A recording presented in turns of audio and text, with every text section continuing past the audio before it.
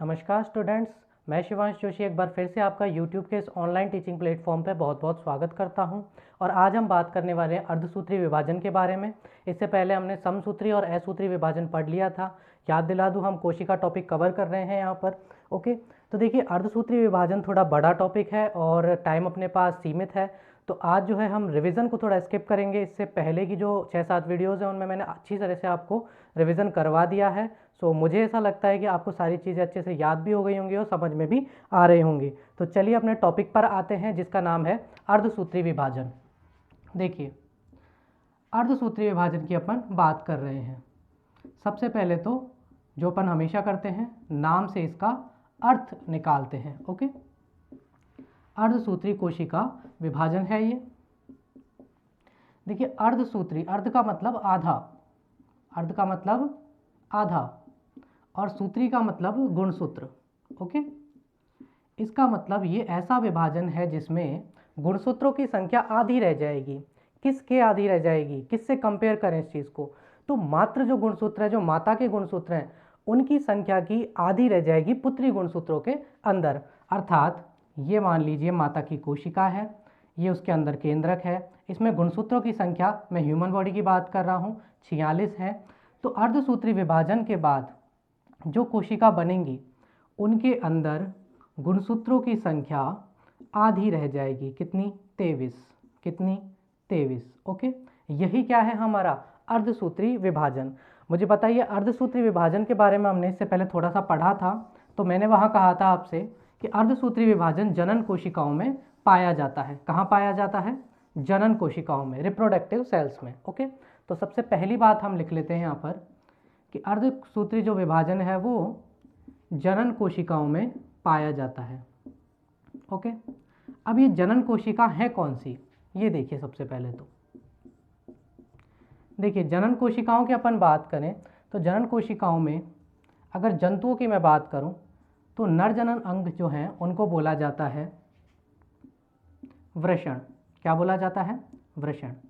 और इस वृषण के अंदर शुक्राणु निर्माण होता है। ओके, इन वृषण के अंदर शुक्राणु निर्माण होता है। यही क्या है आपके, यही तो आपकी रिप्रोडक्टिव सेल्स का पार्ट है। ओके, रिप्रोडक्टिव सेल्स जनन कोशिकाओं का पार्ट है। इन्हीं शुक्राणुओं में क्या पाया जाता है? आपके अर्धसूत्री विभाजन। उसके बाद देखिए, ये बात कर रहे हैं अपन जंतुओं में। ओके, पादपों में अभी बात करेंगे, जंतुओं की बात कर रहे हैं। उसके बाद देखिए, मादा की मैं बात करूं तो मादा में क्या पाया जाता है? अंडकोश पाया जाता है। ओके, मादा में क्या पाया जाता है? अंडकोश। और इस अंडकोश के अंदर मैं बात करूं, जनन कोशिका किस में पाई जाती हैं, रिप्रोडक्टिव सेल्स किस में पाई जाती हैं, तो वो पाई जाती हैं अंडाणु में। ओके, अंडाणु को बोला जाता है ओवम, ओवम, और शुक्राणु को बोला जाता है स्पर्म। ओके, इतना साफ याद रखिए। ये तो किस में बात करी हमने? ये बात करी हमने जंतुओं के अंदर। पादपों की मैं बात करूँ तो देखिए, पादपों की जब हम बात करते हैं तो पादपों में नर युग्मक और मादा युग्मक कौन कौन से होते हैं? नर युग्मक और मादा युग्मक कौन कौन से होते हैं?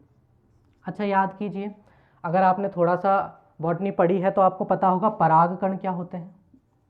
ओके, तो परागकण ही तो क्या है? नर युग्मक हैं। इनके अंदर क्या होगा? अर्धसूत्री विभाजन होगा। मादा की मैं बात करूं तो अच्छा, मुझे बताइए मादा कौन सी है? मादा के लिए अपन क्या बोलते थे? बीजांड। क्या बोलते थे? बीजांड। ठीक है, तो बीजांड जो है वो, बीजांड के अंदर कौन सी कोशिकाएं पाई जाएंगी? जनन कोशिकाएं, तो बीजांड। ओके, मादा पादप उनमें क्या होता है? बीजांड होता है, मतलब बीज। और बीज से किसकी उत्पत्ति हो रही है? नए पौधे की। और उसको फर्टाइल करने के लिए, उसको जनन क्षम बनाने के लिए, उससे संतान प्राप्ति करने के लिए नर के जो युग्मक है परागकण, वो आकर के इस पे बढ़ते हैं, है ना। अपन बोलते हैं किस पे पढ़ते हैं? वर्तिकाग्र पर। किस पर पढ़ते हैं? वर्तिकाग्र पर। और वर्तिकाग्र के अंदर कौन पाया जाता है? बीजांड। इस बीजांड पे क्या होता है? फर्टिलाइजेशन होता है इन परागकण के कारण। और वो क्यों होता है? अर्धसूत्री विभाजन से। तो सीधी सीधी सी अगर मैं बात करूं, ये तो मैंने बताया आपको कि जंतुओं में नर युग्मक और मादा युग्मक कौन से हैं, और पादपों में नर युग्मक और मादा युग्मक कौन कौन से हैं। ठीक है, तो हम यहाँ एक चीज़ मेंशन कर देते हैं सबसे पहले तो, कि जनन कोशिकाओं में पाया जाता है। जनन कोशिका कौन कौन सी हैं? तो नर युग्मक हैं और मादा युग्मक है। ओके, नर युग्मक और मादा युग्मक, यही क्या है आपके जनन कोशिकाएं हैं। ओके, चलिए अब देखिए, मैंने बात करी कि जो जनन कोशिकाएं हैं उनमें पाया जाता है नर की हो चाहे मादा की, जनन कोशिकाओं में पाया जाता है। ये करता क्या है, ये संतति निर्माण में मदद करता है, अर्थात एक कोशिका विभाजित होकर के, ये केंद्रक बना दीजिए, एक कोशिका विभाजित होकर के, कई बार विभाजित होकर के, उसमें अर्धसूत्री विभाजन हो करके एक पूरा का पूरा क्या बना देती है, एक पूरी की पूरी बॉडी, एक पूरे का पूरा शरीर बना देती है। तो हम कह सकते हैं कि अर्धसूत्री विभाजन एक स्पेशल टाइप का विभाजन है, स्पेशल टाइप का सेल डिवीजन है, स्पेशल सेल डिवीजन है। ओके, कह सकते हैं। चलिए इस स्पेशल सेल डिवीजन को अपन समझते हैं। कुछ एक फैक्ट्स देख लें पहले, उसके बाद हम चलते हैं अर्धसूत्री विभाजन पर। हमने देखा कि ये जनन कोशिकाओं में पाया जाता है। जनन कोशिका है नर युग्मक और मादा युग्मक। सॉरी अगर बाहर से आपको थोड़ा सा नॉइज आ रहा हो, तो ऑफिस का कार्य चल रहा है। ओके, तो क्या है, नर युग्मक और मादा युग्मक में होने वाला ये विभाजन है, इससे संतति निर्माण का कार्य होता है। ओके, ये हमने देखा। अच्छा, इसके बारे में किसने बताया, इसको भी तो किसी ने देखा होगा। जैसे याद कीजिए, समसूत्री विभाजन की जब मैंने बात करी थी तो वॉल्टर फ्लेमिंग का हमने नाम लिया था कि वॉल्टर फ्लेमिंग ने सबसे पहले समसूत्री विभाजन को होते हुए देखा था। तो अर्धसूत्री विभाजन की मैं बात करूं तो अर्धसूत्री विभाजन जो नाम है, ये अर्धसूत्री विभाजन नाम दिया था फार्मर एवं मुरे ने। ओके, ये दो साइंटिस्ट थे, फार्मर और मुरे, इन्होंने समसूत्री विभाजन नाम दिया था। और समसूत्री विभाजन होता हुआ किसने देखा था, तो सबसे पहले समसूत्री विभाजन को देखने वाले थे वीजमैन। कहीं कहीं आपको वॉइसमैन भी लिखा दिखाएगा, है ना, इसकी स्पेलिंग कुछ इस तरह की होती है। ओके, ये इसकी स्पेलिंग है। तो देखने का श्रेय किसको दिया जाता है, किसने देखा था अर्धसूत्री विभाजन, वीजमैन ने, और नाम फार्मर और मुरे ने दिया था। ओके, ये जो अर्धसूत्री विभाजन मैंने बोला अभी कि इसमें क्या रह जाता है, गुणसूत्रों की संख्या आधी रह जाती है अपनी मातृ कोशिका से, पेरेंट सेल से, जनक कोशिका से या मदर सेल से। ओके, आधी रह जाती है, ये तो हमने देखा। साथ ही ये जो अर्धसूत्री विभाजन है ये दो चरणों में कंप्लीट होता है। कौन कौन से चरण है, अर्धसूत्री विभाजन फर्स्ट और अर्धसूत्री विभाजन सेकेंड। अब मैंने बोला यहाँ पे अर्धसूत्री विभाजन फर्स्ट और सेकेंड, तो देखिए ये एक क्या है, ये है आपकी मातृ कोशिका। इससे सबसे पहले जो विभाजन हो रहा है उससे क्या बन रही है, दो पुत्री कोशिकाएं। फर्दर अर्धसूत्री विभाजन सेकंड होगा और इससे क्या बनेंगी, वापस से दो कोशिकाएं बनेंगी, वापस से दो पुत्री कोशिकाएं बनेंगी। अब ये क्या कहलाएंगी, दोनों ये अब मातृ कोशिकाएं कहलाएंगी और इनसे बनने वाली पुत्री कोशिकाएं।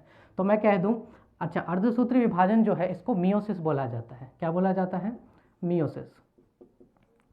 कंफ्यूज मत होइएगा, एक मियोसिस ये भी होता है। ये जो मियोसिस है इसका अर्थ होता है आंखों की पुतलियों का सिकुड़ना, कॉन्ट्रैक्शन ऑफ प्यूपिल। आंखों में जो प्यूपिल होता है, पुतलियां जो होती हैं, उनको सिकड़ने को बोलते हैं ये मियोसिस। और ये वाला मियोसिस है अर्धसूत्री विभाजन के बारे में। ओके, तो मैं कह दूं कि ये तो कौन सा, अर्धसूत्री विभाजन फर्स्ट, मियोसिस फर्स्ट, जिसमें एक कोशिका से दो पुत्री कोशिकाएं बन रही हैं। उसके बाद अर्धसूत्री विभाजन सेकंड, जिसमें दो पुत्री कोशिकाओं से चार बन रही हैं। तो मैं कह सकता हूं कि एक मात्र कोशिका से इस अर्धसूत्री विभाजन के फलस्वरूप चार पुत्री कोशिकाएं हमें मिलती हैं। ओके, चलिए ये हमने देख लिया।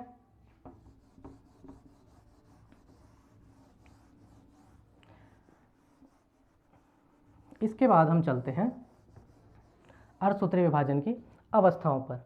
देखिए अवस्था जो है आप जानते हैं, जैसे कि समसूत्री विभाजन में अवस्था थी, कौन कौन सी थी समसूत्री विभाजन की अवस्थाएं। पहली थी आपकी कैरियोकाइनेसिस, कैरियोकाइनेसिस, जिसको हमने हिंदी में क्या बोला था, केंद्रक विभाजन। ओके, और दूसरी थी आपकी साइटोकाइनेसिस।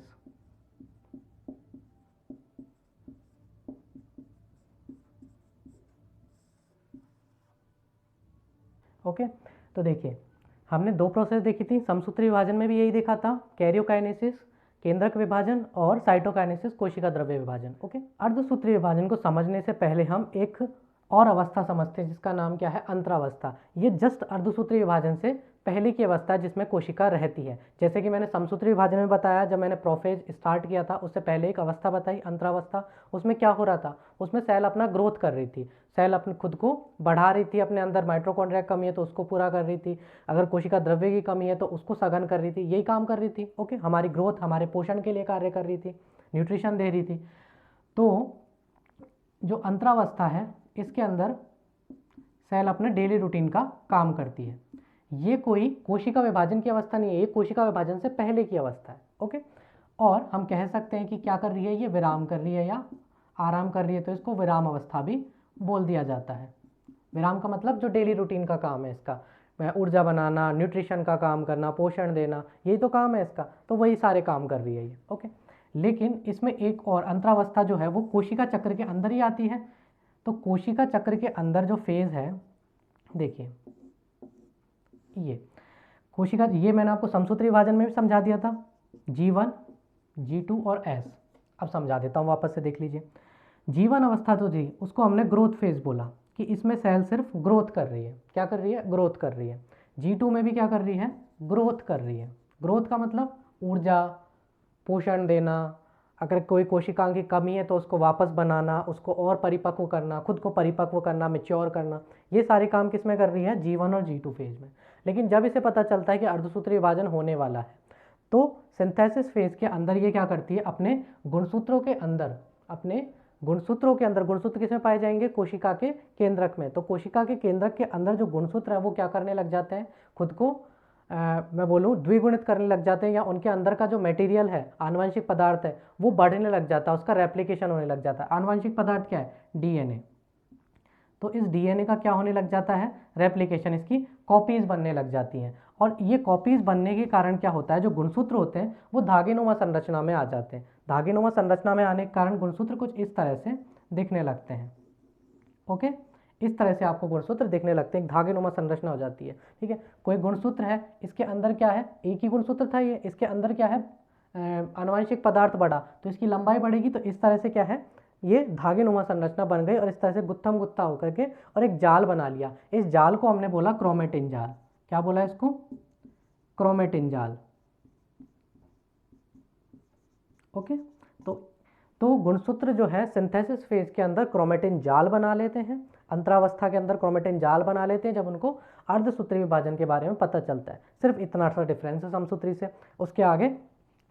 और दूसरी चीज़, एक चीज़ और देख लीजिए, ये तो हो गई किसके, सिर्फ नर युग्मक के। दो युग्मक होंगे, मैंने बोला रिप्रोडक्टिव सेल्स में होगा, संतति पैदा हो रही है तो नर और मादा दोनों के गैमीट्स होने चाहिए, युग्मक होने चाहिए। तो ये तो एक के युग्मक हो गए जिन्होंने क्या किया, क्रोमेटिन जाल बना लिए। ऐसे ही दूसरे जो होंगे वो भी क्या बना लेंगे, क्रोमेटिन जाल बना लेंगे। ओके, इस तरह से क्रोमेटिन जाल बना लेंगे। तो ये क्या, अंतरावस्था आपकी। इसके बाद हम देखते हैं प्रोफेज फर्स्ट, और फिर प्रोफेज फर्स्ट की जो 5 अवस्था हैं उनको हम यहाँ पर डिस्कस करते हैं। ओके, अर्धसूत्री विभाजन में हमने देखा पहली अवस्था होती है कैरियोकाइनेसिस, कोशिका केंद्रक विभाजन। केंद्रक विभाजन के अंतर्गत 4 फेजेस हमने समसूत्री विभाजन पढ़ी थी, ऐसे ही अर्धसूत्री विभाजन पढ़ती हैं, क्योंकि अर्धसूत्री विभाजन फर्स्ट और अर्धसूत्री विभाजन सेकेंड 2 चरणों में कंप्लीट होता है। तो कैरियोकाइनेसिस में जो प्रोफेज है उसको भी हम बोलेंगे prophase first, metaphase first, anaphase first और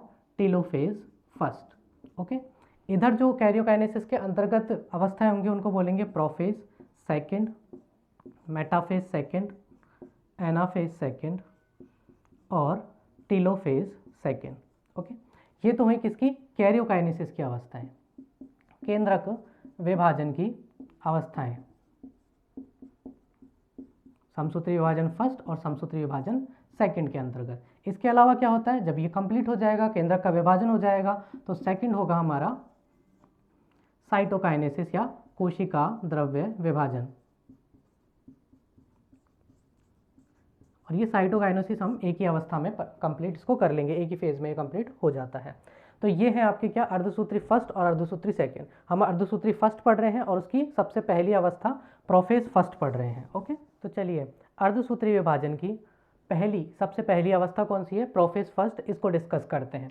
देखिए प्रोफेज फर्स्ट जो है वो सबसे लंबी और जटिल अवस्था है। ये पूछ लिया जाता है कि अर्धसूत्री विभाजन की सबसे लंबी और जटिल अवस्था कौन सी है, तो प्रोफेज फर्स्ट है। ये 5 चरणों में कंप्लीट होती है। पहले चरण का नाम है लेप्टोटीन, दूसरा है जाइगोटीन, तीसरा पैचिटीन, फिर है डिप्लोटीन और डाइकाइनेसिस। ओके, इसको याद रखने की मैंने एक ट्रिक यहाँ पर लिखी है, लेजी पड़ी दीदी। ओके, लेजी पड़ी दीदी, दीदी को क्या बोलते हैं, दी बोलते हैं, है ना, शॉर्ट में दी भी बोलते हैं ना आजकल, तो लेजी पड़ी दी। ओके, इस तरह से आप याद रखिए, लेप्टोटीन, जाइगोटीन, पैचिटीन, डिप्लोटीन और डाइकाइनेसिस। ये 5 चरण जो है वो प्रोफेज के चरण हैं।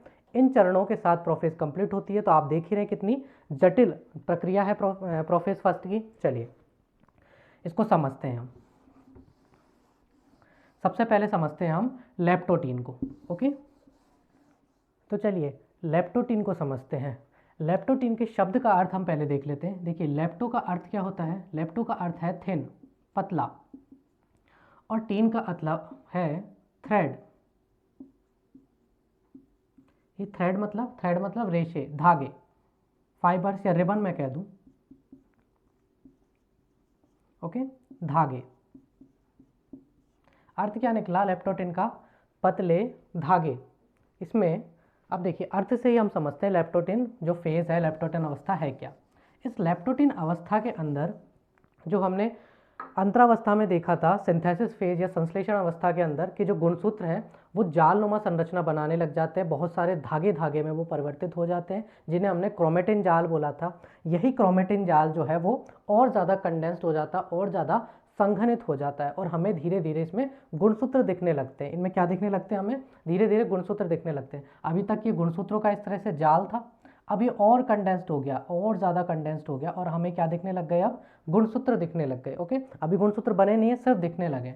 तो लेप्टोटीन जो अवस्था है, इसके अंदर जो अंतरावस्था में गुणसूत्रों का जाल, जिसे मैंने क्रोमेटिन जाल बोला था, वो संघनित होने लग जाता है। ये प्रोफेज की फर्स्ट अवस्था है। इसमें क्या होता है, गुणसूत्रों का जाल वापस से संघनित होने लग जाता है। देखिए चित्र द्वारा समझे, यहाँ पे है तारक केंद्र, सेंट्रियोल्स। ये क्या है, आपका केंद्रक है, दोहरी झिल्ली वाला है, इसको केंद्रक झिल्ली बोला गया। ये क्या है केंद्रक के अंदर, केंद्रिका, और ये क्या है, कोशिका झिल्ली। संश्लेषण अवस्था में मैंने बताया था कि एक जालनुमा संरचना, धागों का क्या गुथ जाते हैं बहुत सारे धागे और जाल बना लेते हैं। वही जाल अब क्या है, थिक दिख रहा है आपको, थिक हो गया है ना, संघनित हो गया। ये बहुत ज़्यादा कंडेंस्ड हो जाता है, ऐसा लगता है कि इसके अंदर बहुत ज़्यादा जो है जालनुमा संरचना, बहुत सारे धागे लिपट लिपट के इसके अंदर पड़े हुए हैं। यही क्या है, आपकी लेप्टोटीन अवस्था। ओके, इसके बाद हम देखते हैं सेकेंड अवस्था, जाइगोटीन अवस्था। तो देखिए दोस्तों, अब आती है दूसरी अवस्था, जाइगोटीन अवस्था। पहले इसका नाम का अर्थ जान लें। देखिए जाइगोट का अर्थ होता है युग्मन या पेयर, है ना, पेयर या युग्म, या मैं सीधी भाषा में बोलूं जोड़ा। ओके, तो पेयर, युग्म या जोड़ा। जाइगो का अर्थ होता है, और टीन का मतलब मैंने आपको बता दिया, थ्रेड या रेशे। अब जो ये रेशे थे, ये जो पूरा क्रोमेटिन जाल था जो कंडेंस्ड हो गया था आपकी लेप्टोटीन अवस्था में, अब उनसे क्या होता है, गुणसूत्र बन जाते हैं। देखिए लेप्टोटीन अवस्था में मैंने क्या कहा कि वो जो जाल बना था, जो क्रोमेटिन जाल बना था, वो कंडेंस्ड हो गया था, और जाल कब बना था, अंतरावस्था में। अंतरावस्था में गुणसूत्रों का जाल बनने लगा। लेप्टोटीन अवस्था जब आई तो वो जाल कंडेंस्ड होने लगा, बहुत ज़्यादा संघनित हो गया। और जब जाइगोटीन अवस्था आई तो वो जो जाल था उसमें आपको गुणसूत्र जो स्पष्ट दिख रहे थे वो साफ साफ आपको आपके सामने आ गए। अब ये देखिए गुणसूत्रों के पेयर बन चुके हैं। क्या बन चुके हैं, युग्मन हो चुका है, गुणसूत्रों का पेयर बन चुका है। ओके, ब्लैक वाले हमने किससे डिनोट किए थे, नर युग्मक से, और जो रेड वाले हैं वो कौन से हैं, मादा युग्मक। तो इनका क्या होने लग गया है, पेयर बनने लग गए हैं। अब गुणसूत्रों के क्या है, जोड़े बनने लग गए हैं। ओके, इन जोड़ों को बोला जाता है होमोलोगस गुणसूत्र, समजातीय गुणसूत्र। इन जोड़ों को क्या बोला जाता है, समजातीय गुणसूत्र, इंग्लिश में होमोलोगस क्रोमोसोम। एक जैसे दिखने वाले गुणसूत्र एक जगह आ गए। मादा के एक जैसे दिखने वाले गुणसूत्र, नर के एक जैसे दिखने वाले गुणसूत्र एक जगह। इसी तरह से देखिए मादा और नर के एक जैसे गुणसूत्र, मादा नर के एक जैसे गुणसूत्र। शेप अलग अलग दिख रही है ना आपको, थोड़ा इसीलिए मैंने अलग बनाया। तो एक जैसे दिखने वाले नर और मादा युग्मक के जो गुणसूत्र हैं उनका क्या है, पेयर बनने लग जाता है, और उन्हीं को क्या बोला गया, हम इनको समजातीय गुणसूत्र, होमोलोगस क्रोमोसोम। ओके, तो देखिए वापस से मैं बता दूं, हमने अंतरावस्था देखी। अंतरावस्था में जो गुणसूत्र थे उनका जाल बनने लग जाता, धागेनुमा संरचनाएं बहुत बड़ा एक जाल बना लेती हैं अंदर केंद्रक के। उसके बाद हमने प्रोफेज फर्स्ट की जो लेप्टोटीन अवस्था थी उसमें देखा कि वो जाल संघनित हो रहा है, कंडेंस्ड होता जा रहा है। ओके, और गुणसूत्र जो है वो स्पष्ट रूप से दिखाई देने लग रहे हैं। इसके बाद हमने दूसरी अवस्था देखी जाइगोटिन। जो गुणसूत्र हमें स्पष्ट दिखाई देने लगे वो अब बिल्कुल जो है वो स्पष्ट हो चुके हैं और क्या बना लिया उन्होंने, पेयर बना लिया है। और किसके साथ पेयर बनाया, अपने जैसे दिखने वाले गुणसूत्र के साथ, और उन्हीं को हमने क्या बोल दिया, समजातीय गुणसूत्र। ओके, इसके बाद देखिए ये क्या हो गई आपकी जाइगोटिन अवस्था। एक चीज़ और देख लीजिए, यहाँ पर एक टर्मिनोलॉजी में बता देता हूँ आपको। देखिए ये जो आपको दिख रहा है ना, एक ये पार्ट और इसका एक ये पार्ट है ना, इनको बोला जाता है क्रोमेटिड या अर्धगुणसूत्र। और कौन से क्रोमेटिड, तो देखिए ब्लैक वाले की मैं बात करूँ तो ब्लैक वाले के दोनों ऊपर ले लीजिए या नीचे, इन दोनों को बोला जाएगा सिस्टर क्रोमेटिड। कौन से, सिस्टर क्रोमेटिड, सिस्टर क्रोमेटिड। और क्रोमेटिड का मतलब क्या है, अर्धगुणसूत्र। ठीक है, आधा ही तो है। देखिए ये गुणसूत्र है पूरा, इसमें से यहाँ से जो नीचे वाला गुणसूत्र है, इन दोनों की मैं बात कर रहा हूँ। इन दोनों क्या बोला, सिस्टर क्रोमेटिड या सिस्टर अर्धगुणसूत्र। ओके, इसके अलावा अगर इसमें मैं बात करूँ तो इसमें भी ये दोनों नीचे के सिस्टर और ऊपर वाले भी।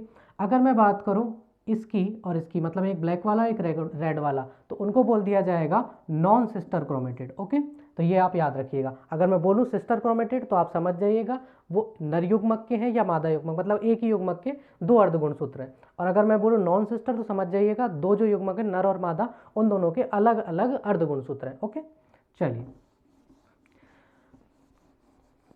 इसके बाद आती है आपकी दूसरी अवस्था पैचिटीन। तो देखिए दोस्तों, अब बारी आती है पैचिटीन अवस्था की। पैचिटीन क्या है, देखिए पैची का अर्थ हो गया थिक या मोटा। पैची का अर्थ क्या हो गया, थिक। ओके, थिक का मतलब अब जो गुणसूत्र हैं वो बहुत ज़्यादा थिक हो गए।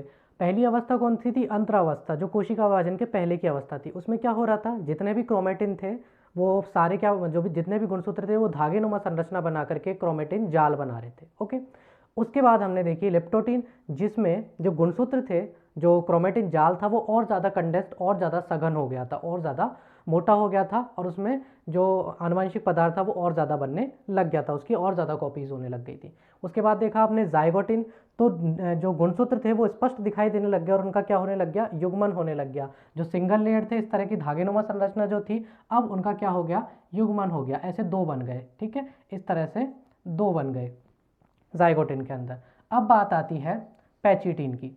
देखिए पैची का मतलब क्या, थिक। अब जो ये गुणसूत्र बने थे ना कुछ इस तरह से, ये थिक होने लग गए, मोटे होने लग गए, क्योंकि इनके अंदर क्या है, आनुवंशिक पदार्थ वो और बन रहा है, वो तो बनता ही जाएगा। तो ये क्या हो गए, थिक हो गए। तो देखिए एक तो किसका है, देखिए ये बहुत सारे गुणसूत्र हैं, लगभग कितने गुणसूत्र, 46 गुणसूत्र जो है वो टोटल काम कर रहे हैं, 23 नर के और 23 मादा के। ओके, लेकिन यहाँ समझने के लिए हमने एक ही गुणसूत्र बनाया, एक नर का और एक मादा का। तो देखिए नर और मादा के गुणसूत्र थिक होकर के और आपस में जुड़ने लग गए, आपस में क्या करने लग गए, क्रॉस करने लग गए। इसी अवस्था को क्या बोला जाता है, क्रॉसिंग ओवर। Crossing over. तो अगर आपसे पूछ लिया जाए कि अर्धसूत्री विभाजन की कौन सी अवस्था में क्रॉसिंग ओवर होता है, तो प्रोफेज फर्स्ट में। और अगर स्पेसिफिकली पूछ लिया जाए कि प्रोफेज की कौन सी अवस्था, तो पैचिटीन। पैचिटीन के अंदर ये पैची या थिक होने लग जाते हैं गुणसूत्र और क्या करने लग जाते हैं, आपस में क्रॉस करने लग जाते हैं। जो जाइगोटिन में समजातीय गुणसूत्र बने थे, होमोलोगस गुणसूत्र बने थे, एक नर का एक मादा का, ये पास आने लग जाते हैं। एक ही बनाया, अपने 4 बनाए थे ना, तो इस तरह से 23 जो गुणसूत्र है, नर के 23 मादा के 23, वो पास आने लग जाते हैं। ओके, इस तरह से पास आने लग जाते हैं। जब ये पास आते हैं तो एक स्थान यहाँ पर क्रिएट होता है। इसी स्थान को क्या कहा जाता है, काइज मेटा। काइज मेटा। देखिए इसको क्या काइज मेटा या क्याज मेटा भी बोला जाता है, तो कंफ्यूज मत होना। ओके, तो गुणसूत्रों का जो गुणसूत्र की ओवरलैपिंग से क्रॉसिंग ओवर होता है, और क्रॉसिंग ओवर जिस स्थान पर संपन्न होता है उसे क्या बोला जाता है, उस स्थान को क्याज मेटा बोला जाता है। ओके, ये देखिए क्रॉसिंग ओवर हो रहा है। इस क्रॉसिंग ओवर के अंदर क्या है, जो मादा गुणसूत्र है उसका अर्ध गुणसूत्र, मैंने अभी आपको बताया ये कोई गुणसूत्र है, इसका ये पार्ट छोटा सा पार्ट, ये अर्ध गुणसूत्र, ये वाला पार्ट अर्ध गुणसूत्र, ये वाला पार्ट अर्ध गुणसूत्र, तो सारे आधे जो गुणसूत्र हैं, ओके, गुणसूत्र का आधा पार्ट, उसको अर्ध गुणसूत्र क्रोमेटिड बोला। तो मादा का जो क्रोमेटिड या अर्ध गुणसूत्र है वो नर के क्रोमेटिड के साथ जुड़ जाता है। ओके, मादा का जो क्रोमेटिड था वो नर के साथ, नर का क्रोमेटिड टूटकर मादा के साथ। इस टाइम पे क्या हुआ, इस टाइम पे गुणों का संचार हुआ, गुणों का संचरण हुआ। जीनों के अंदर क्या है, हमारी आनुवंशिक जानकारी, तो हमारी आनुवंशिक जानकारी जो है वो ट्रांसफर हुई एक दूसरे के अंदर। तभी तो कहते हैं संतति के अंदर माता से भी गुण आते हैं और पिता से भी। माता जैसी आंखें हैं, पिता जैसी आंखें, बोलते हैं ना हम कि अरे इसकी तो जो आंखें है वो माता जैसी। क्यों?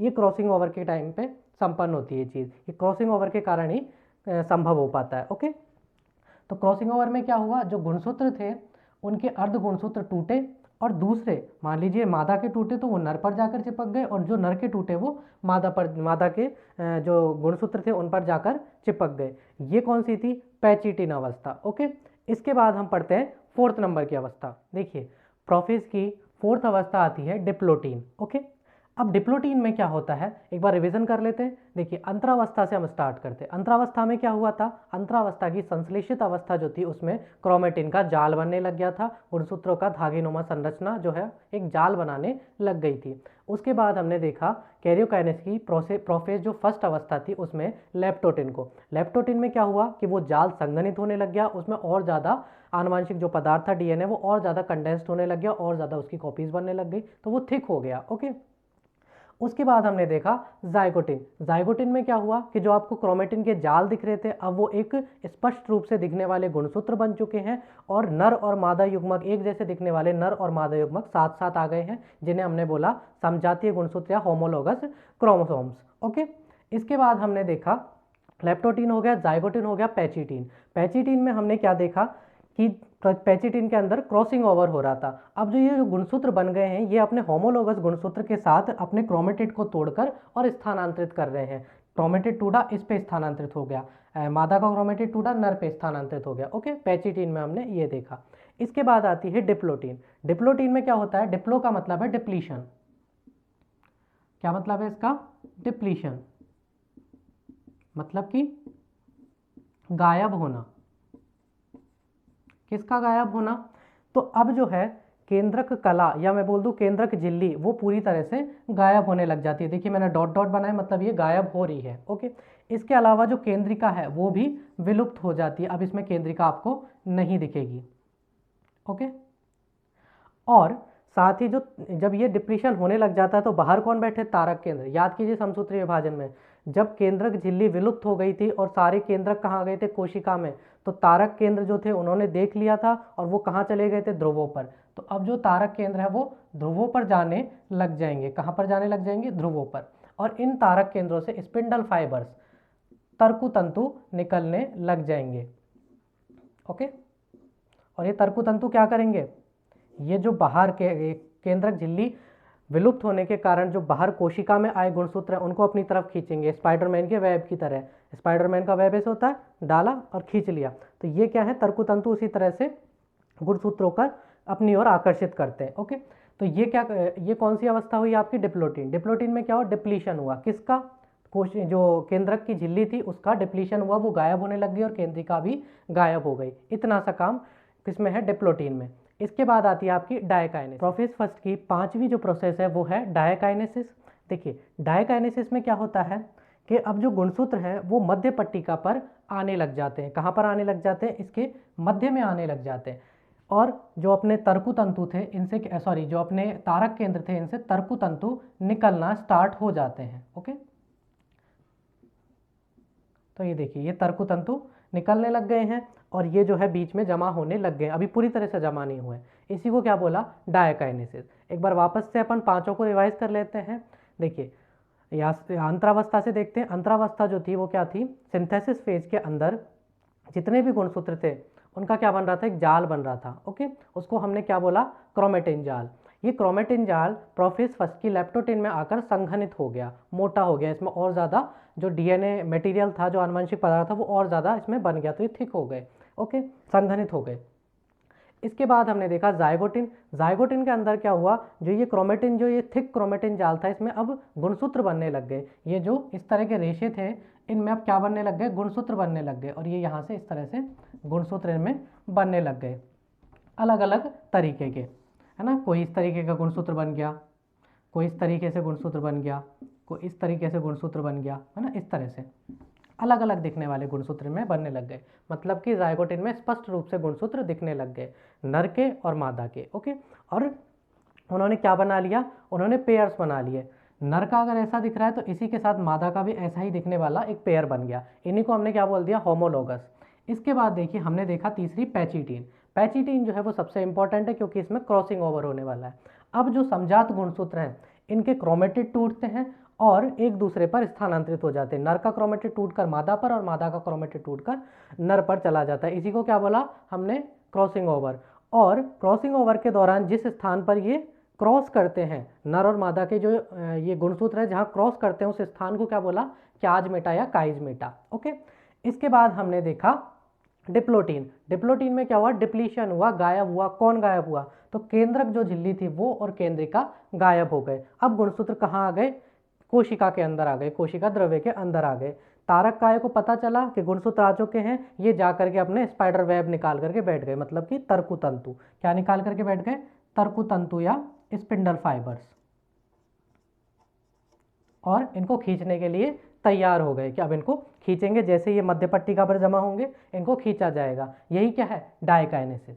तो ये आपकी प्रोफेज फर्स्ट खत्म होती है। अब बात करते हैं मेटाफेज फर्स्ट की।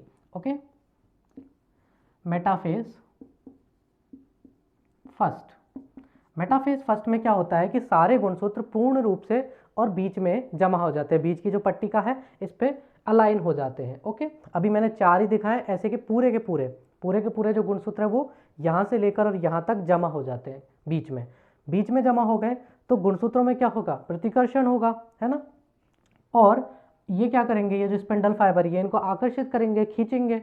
तो गुणसूत्रों में प्रतिकर्षण और इनके खिंचाव के कारण ये इस पट्टिका पर तो जमा हो गए, अब इनसे दूर ध्रुवों पर जाने के लिए रेडी हो जाते हैं। अभी गए नहीं है, रेडी हुए हैं। तो मेटाफेज में आपको क्या याद रखना, एक तो मध्य पट्टिका पर ये जमा हो जाते हैं गुणसूत्र। ओके, मध्य पट्टिका पर ये गुणसूत्र जमा हो जाते हैं। दूसरा, तर्कुतंतु जो किससे निकल रहे हैं, तारक केंद्र से, इनको पकड़ लेते हैं और खींचना स्टार्ट कर देते हैं। इतना सा आपका मेटाफेज है, देखो कितनी छोटी है। इसके बाद देखिए आती है एनाफेज। क्या आती है, एनाफेज फर्स्ट, तीसरी अवस्था। इस एनाफेज फर्स्ट में गुणसूत्रों में क्या हो रहा है, प्रतिकर्षण। इस वजह से ये अपने ये जो सेंटर है गुणसूत्र का बिंदु जो है, यहाँ से ये टूट जाते हैं और टूट करके ये ऊपर और ये नीचे, ये ऊपर और ये नीचे आने लग जाते हैं। ये इस तर्कुतंतु ने इसको पकड़ा और इसको नीचे खींच लिया, इस वाले पेयर को। ओके, इस तर्कुतंतु ने पकड़ा और इस पेयर को ऊपर खींच दिया, इस वाले ने पकड़ा इसको ऊपर खींच दिया, इस तरह से। ओके, ये लीजिए। तो अब ये क्या है, ध्रुवों की ओर जाने लग गए। तो एनाफेज में आपको क्या याद रखना है कि जो मेटाफेज में मध्य पट्टिका पर गुणसूत्र जमा हुए थे उनमें प्रतिकर्षण होता है, जिसकी वजह से वो गुणसूत्र बिंदु से टूट जाते हैं और आधे नीचे और आधे ऊपर जाने लग जाते हैं, ध्रुवों की ओर जाने लग जाते हैं। तो जो गुणसूत्र हैं, अर्ध गुणसूत्र बोल लीजिए, ये ध्रुवों की ओर जाने लग जाते हैं। और ध्रुवों की ओर कौन लेकर के जाता है, तो तारक केंद्र से निकलने वाले तर्कु तंतु जो है वो लेकर के जाते हैं। ओके, ये है आपकी क्या, एनाफेज फर्स्ट। इसके बाद जो है लास्ट आती है आपकी टीलोफेज।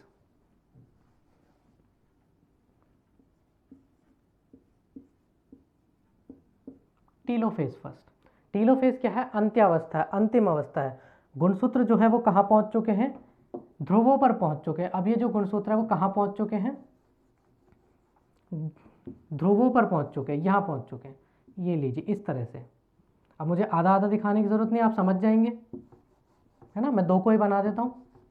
तो ये कहाँ पहुँच गए हैं, ये लीजिए, ये कहाँ पहुँच गए, ध्रुवों पर। ऐसे ही ये वाले भी पहुँच जाएंगे। ओके, तो ये कहाँ पहुँचने लग गए, ध्रुवों पर पहुँचने लग गए टीलोफेज के अंदर। और जो आपकी केंद्रक झिल्ली और केंद्रिका विलुप्त हुई थी वो वापस बनने लग जाती है। ठीक है, केंद्रक झिल्ली और केंद्रिका क्या है, वापस बनने लग जाती है। तो ये लीजिए, मैं अच्छे से बना देता हूँ। देखिए, ये पहुँच गए ऊपर और ये पहुँच गए नीचे। इनके आधे वाले जो थे वो भी बना देते हैं, आधे पार्ट जो थे।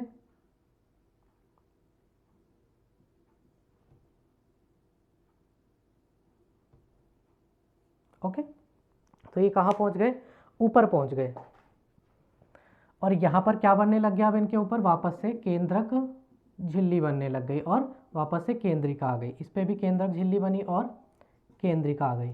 तो क्या बन गए, दो केंद्रक बन गए, एक केंद्रक से क्या बन गए, 2 केंद्रक। यही तो था हमारा अर्धसूत्री विभाजन। ओके, तो ये थी अर्धसूत्री विभाजन की कैरियोकाइनेसिस अवस्था, कोशिका केंद्रक विभाजन की अवस्था।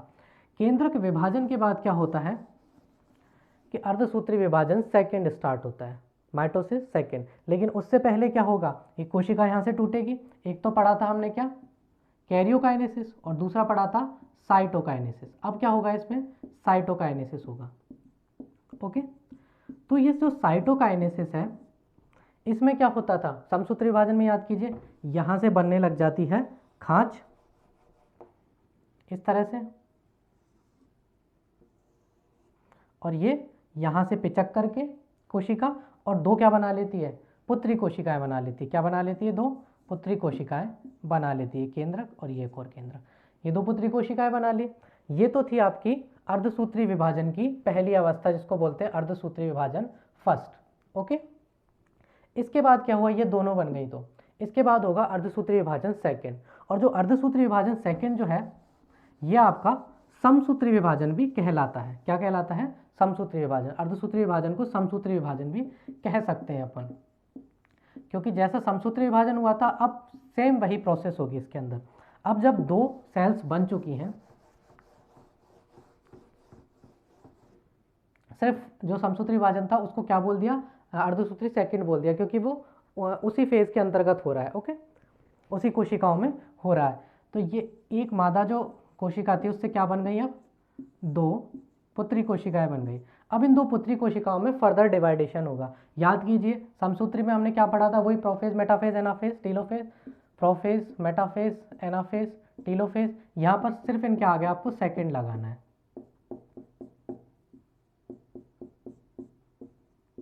ओके, और जैसे प्रोफेज में हुआ था कि केंद्रक के अंदर जो गुणसूत्र बनने लग गए थे, गुणसूत्र जो है मेटाफेज में पट्टिका पर जमा हो गए थे। पट्टिका पर जमा होने के बाद एनाफेज में क्या है कि वो टूट करके जो तर्कुतंतु थे उनको खींच करके ले गए थे, है ना। और खींच करके ले जाने के बाद टीलोफेज में क्या हुआ था, उनके वापस से केंद्रक की जो है एक वो केंद्रक झिल्ली बन गई थी 2 इस तरह से, ये पूरी कोशिका के ऊपर, और इनमें जो गुणसूत्र थे वो इस तरह से सेटल हो गए थे।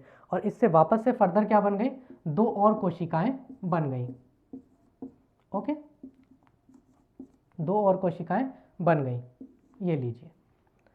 तो ये क्या कहलाया आपका, अर्धसूत्री विभाजन सेकंड। तो मुझे नहीं लगता इसको समझाने की ज़रूरत है, क्योंकि मैंने समसूत्री विभाजन को बहुत अच्छे से समझा दिया है। वहाँ से आपको समझ में आ जाएगा अर्धसूत्री विभाजन। ओके, बिल्कुल सेम प्रोसेस है, कुछ भी डिफरेंस नहीं है इसमें। ओके, तो ये तो था आपका क्या, अर्धसूत्री विभाजन।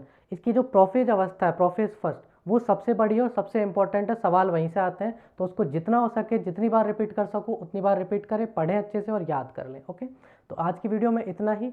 जो इसकी जो नेक्स्ट वीडियो होगी वो हम अंतिम वीडियो रखेंगे, उसमें कोशिका सिद्धांत समझाएंगे। साथ ही कुछ पॉइंट्स, कुछ फैक्ट्स जो पूछे जाते हैं, जैसे कि कोशिका, सबसे बड़ी कोशिका कौन सी है, सबसे छोटी कोशिका, तो इस तरह की जो चीज़ें हैं वो भी इसमें कवर कर लेंगे। और इस टॉपिक को ख़त्म करके हम ऊतक चैप्टर पर आ जाएंगे। ओके, उम्मीद करता हूँ मैंने जो आपको समझाया वो आपके समझ में आया होगा। अगर आपको वीडियोज़ अच्छी लग रही है तो आपका सपोर्ट दिखाएं, साथ ही चैनल को सब्सक्राइब करके हमारे साथ जुड़ जाएँ। Thank you so much.